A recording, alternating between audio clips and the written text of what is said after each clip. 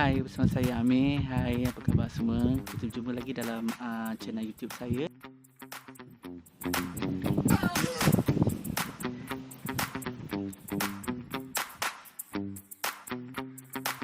So ini video yang kedua saya yang saya akan ceritakan pada anda semua pengalaman-pengalaman saya. Okay, first kali saya nak cerita pasal macam mana saya mula-mula sakit, di mana saya masa tu pada tahun 2017 saya mula menyedari yang saya ada sesuatu tak kena dengan badan saya. Masa tu bulan Ogos kalau tak salah saya merasakan yang badan saya ada bahagian-bahagian badan saya yang bengkak, bukan bengkak yang biru tu tapi bengkak macam something yang macam kembang. Kemudian dalam lama kelamaan pergelangan kaki saya bengkak teruk dan tak surut-surut. Saya ingatkan saya terseliuh ataupun saya terjatuh, tapi sebenarnya bengkak tu adalah bengkak penanda. Atau ceritanya saya balik daripada kelas Zumba, sebab sebelum tu memang saya buat kelas Zumba. Saya balik daripada kelas Zumba satu hari tu, saya rasa sesak nafas yang tersangat sesak nafas. Saya macam tak boleh nak nafas. Lepas tu saya rasa penat sangat, naik tangga pun tak larat. Kemudian saya pergi ke hospital dengan menaiki Grab lah. Saya naik Grab pergi hospital Sungai Buloh masa tu. So saya tunggu agak lama juga di ward kecemasan sehinggalah saya dipanggil dan dilakukan beberapa ujian terhadap saya lah. Dan masa tu tekanan darah saya sangat tinggi dan sehingga doktor buat keputusan untuk saya ditahan di ward lah. Kemudian semasa di ward darah saya diambil dan beberapa ujian dilakukan. So doktor mengkonfirmkan memang saya sakit buah pinggang. So dengan history yang penyakit yang saya ada, doktor memang sah lah saya sakit buah pinggang. Jadi masa saya dah disahkan sakit buah pinggang tu, saya perlu menjalani dialisis. So semasa dialisis tu saya perlu menjalani pembedahan. Pembedahan ni adalah untuk masukkan tiub ke dalam leher saya. Kalau tak perasan, tiub tu dimasukkan dalam leher saya untuk proses dialisis lah. Di mana tiub tu akan masuk ke sini dan ada darah keluar dan masuk lah untuk dialisis. Masa tu memang bila tebuk leher tu memang rasa kurang selesa lah. Tak selesa, sakit, saya tak selesa tidur. Saya tak boleh nak mandi dengan puas sebab paip tu dia terkeluar, dia masuk ke dalam badan kita, dia terkeluar. Jadi tak boleh nak tak boleh nak mandi, tak boleh kena air sebab takut ada jangkitan kuman. So bila ada jangkitan kuman dia menanah, nanti tak boleh pakai. So saya kena jaga betul-betul. Jadi memang tak selesa lah semasa ditebuk di leher tu. So selepas beberapa ketika saya dipindahkan ke hospital Selayang. Kemudian di hospital Selayang saya terpaksa buat keputusan lah untuk buat dialisis air ataupun dialisis hemodialisis. Sebab dialisis ada macam-macam jenis lah. So saya buat keputusan untuk buat hemodialisis. So bila dapat buat hemodialisis, doktor keluarkan berbagai surat untuk saya cari pusat dialisis di luar. So akhirnya saya jumpa dengan renal team iaitu di arah Damansara. Masa saya mula-mula dapat tahu yang saya sakit tu, memang orang kata perasaan saya tu memang agak serabut dengan banyak perkara yang saya fikir. Bukan saja berkenaan dengan sakit yang saya hadapi, tetapi perjalanan hidup saya selepas ini, apa yang saya akan buat, apa yang akan saya lalui selepas ni. Macam-macam bermain di fikiran saya. Saya memang agak saya kata sebelum ni, dalam video sebelum ni saya memang kemurungan, saya sedih.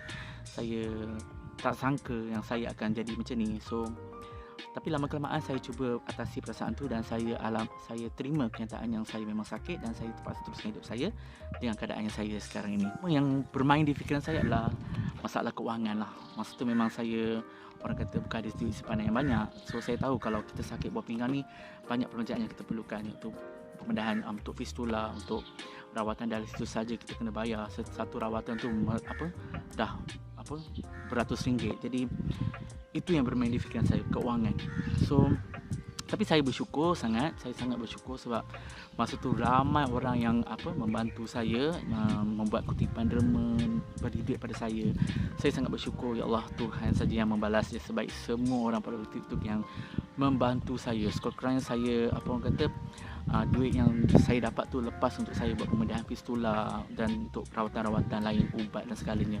Dan saya ambil kesempatan ini saya ucapkan terima kasih yang tak terhingga kepada semua yang di luar sana yang telah membantu saya selama ini, dari segi keuangan, dari segi mental, berikan saya semangat untuk saya terus hidup. So terima kasih banyak-banyak kepada semua.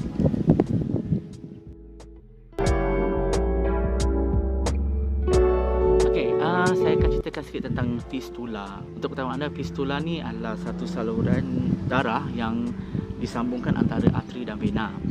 So dia, orang kata apa, saluran darah ni diperlukan untuk proses dialisis, dan saluran darah ni dibina ataupun satu pembedahan kecil diperlukan untuk membina saluran darah ni supaya darah tu jadi banyak untuk proses dialisis. So dia dibina di tangan lah. Kalau tengok sekarang ni, tangan saya ni memang ini adalah bekas-bekas fistula lah.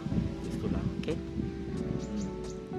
Macam agak ngeri kan, tapi taklah jadi pun. Hospital Kuala Lumpur untuk buat fistula, tapi pada ketika itu Hospital Kuala Lumpur sesak dengan ramai orang yang akan buat fistula. So appointment saya tu saya dapat lambat, mungkin dalam 4 ke 5 bulan baru appointment pembedahan fistula saya. Okay? So pada ketika itu saya tak boleh tunggu lama, sebab doktor pun nasihatkan saya perlu jaga leher saya ni sebab takut jangkitan kuman. So tak boleh guna lama. So saya ambil keputusan untuk pergi ke hospital swasta. So pertama kalinya saya pergi buat pembedahan tu di hospital Sunway Medical Center. Di situ saya buat fistula yang pertama, iaitu di lengan saya ni, pertama di sini. So di sini ni saya buat di Sunway Medical Center. So itu kos dia lebih kurang dalam 5,000 macam tu. Fistula yang pertama tu tak bertahan lama juga, ada masalah. And then saya yang keduanya saya buat juga, saya pergi ke Cardiac Vascular Center dekat KL Central. Masa tu saya terpaksa buat pembedahan yang seterusnya, yang kedua di sini untuk fistula saya, sebab fistula yang pertama tu ada problem. Saya terpaksa buat yang kedua. So yang kedua pun ada masalah. Masalah yang timbul tu adalah urat saya tu kecil, dia tak besar. Jadi bila dia tak besar, dia ada tersangkut urat tu. Jadi saya dinasihatkan oleh doktor untuk buat belon. Maksudnya belon tu dia masukkan belon kat urat tu, ini dia kembang kat urat tu lebih besar. So itu kos juga. Kos dia mahal juga kalau buat hospital swasta. Jadi disebabkan saya kekurangan keuangan pada ketika itu, saya terpaksa pergi ke Hospital Pusat Perubatan Universiti Malaya, PPUM. So pada ketika itu saya dah buat pembedahan belon lah. Belon tu dimasukkan ke dalam urat saya, kemudian dia besarkan urat tu. Tapi proses belon tu pun tak boleh bertahan lama. Lama kelamaan saya punya fistula ni darah beku. Ada darah beku dalam saya punya fistula. So darah beku tu pula menyebabkan saluran saya tersumbat. Jadi terpaksa buat lagi pembedahan di PPUM juga. Okay, so masa tu memang saya terpaksa tahan di ward agak lama lah, sebab masa tu ada masalah lain. Pembedahan saya tak boleh diteruskan sebab saya punya bacaan potassium tinggi. So bila potassium saya tinggi, saya tak boleh buat pembedahan. So kena tunggu sampai potassium saya pada keadaan yang normal, barulah doktor boleh teruskan pembedahan. Masa tu pembedahan tu memang agak panjang lah, kalau tengok daripada depan sini sampailah ke belakang. So pembedahan tu adalah untuk buang darah beku. So bila dah buang darah beku, fistula saya boleh digunakan. Tapi nasib saya masih kurang baik, fistula saya tetap rosak. So saya itu dah berapa kali dah pembedahan dah, 1, 2, 3, 4 kali dah. So yang kelima kali saya terpaksa buat fistula yang baru di atas sikit dekat sini, dekat saya punya pelipat ni. So ini adalah fistula saya yang baru. So ini saya buat sebenarnya saya terpaksa buat di PPUM. Tapi sebabkan saya terpaksa tunggu giliran, sama juga PPUM terpaksa tunggu giliran 2 ke 3 bulan macam tu. So saya tak boleh tunggu. So saya terpaksa pergi ke Universiti Malaya Medical Center. Universiti Malaya Specialist. Masa saya buat fistula ni lah, fistula yang baru ni. So ini pun harga dia lebih kurang masa tu agak mahal, 8,000.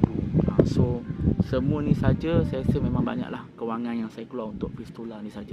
Jadi fistula ni perlu, sebab bila kita buat dialisis, hemodialisis, memang perlukan fistula lah. So nak tak nak, saya memang kena buat dan perlu jaga fistula saya.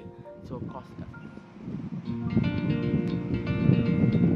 Cerita tentang pengalaman saya pasal mula-mula saya sakit, ini macam mana perasaan saya dan juga fistula. So mungkin lepas ni kalau ada kelapangan, saya akan ceritakan lagi pengalaman saya yang lain. Okay, jumpa lagi, bye.